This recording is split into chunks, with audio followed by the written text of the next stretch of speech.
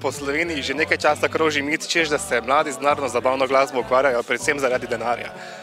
Pa se res, je narodno-zabavna glasba dober biznis? Zdaj, če se štejemo vse ure vaj, raznih nastopov, bi lahko rekli, da ni najbolje, ampak moram reči, da v Zibeku vseh 4 fantov našega ansambla je bila dejansko ta glasba položena, tako da nič ni bilo pod prisilo, da bi vsak igral inštrument pa pel, tako da bi toliko bolj z užitkom počnemo to, kar počnemo. Ja, definitivno je na tem nekaj, zaradi tega, ker vsak dela, tisti, kateri reče, da ne gre skozi življenje z profitom laže, zato ker vsak gleda na nek profit. Jaz osebno se nisem odločil iz nekega materialnega profita za to muziko, ker pol bi raje, verjetno sicer zdaj leta 2010, ampak verjetno 2 leti nazaj bi se ukvarjal z gradbeništvom, recimo, ne pa z glasbo.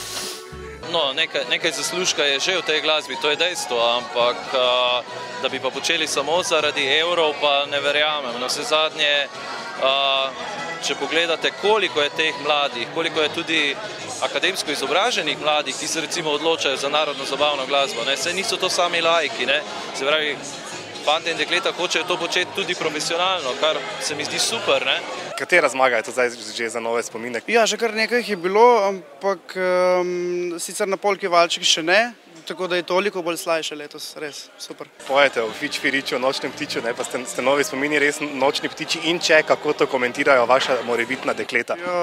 Smo Nočni ptiči, tolerirajo do neke mere, včasih ne, pride do spora, ampak bodo pač se mogli navaditi na to naše ponočevanje. Naslednji cilj? Čim več spotov posnet, v bistvu, to si želimo. Pa zakaj ne, če se mogoče čez 2 leti zopet zmaga na slovenski Polki in Valček. Nehvaležno ali hvaležno 3. mesto, je grenak priokus velik? Kje je sploh ni nobenega grenkega priokusa, kje je pač...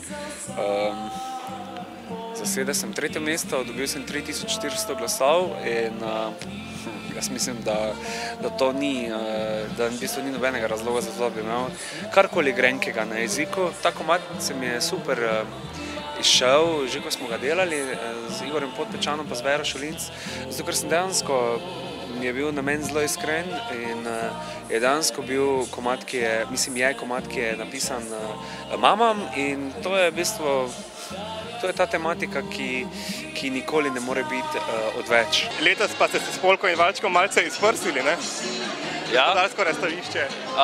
Ja, v bistvu se je izprsilo naše vodstvo, ki je pač se odločilo, da bojo letos 3 dogodki tu, se pravi EMA, Slovenska Polka in Valček in še Popevka jeseni.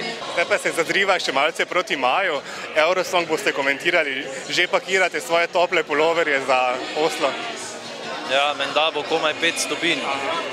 Groza.